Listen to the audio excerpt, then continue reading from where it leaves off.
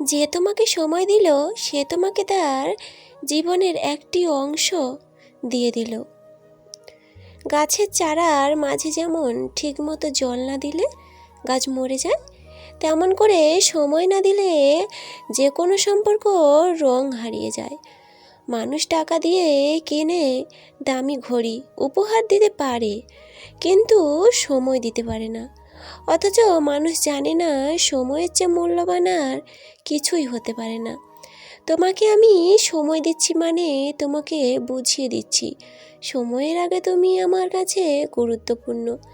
ব্যস্ততা তো থাকেই, তবুও ব্যস্ততার মাঝে তোমাকে একটা টেক্সট অথবা কল দিয়ে দুপুরে খেয়েছো কিনা জিজ্ঞেস করার মানে আমি আছি।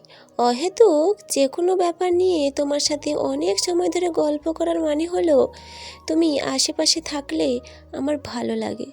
সময়ের চেয়ে সেরা উপহার আর কিছুই নেই।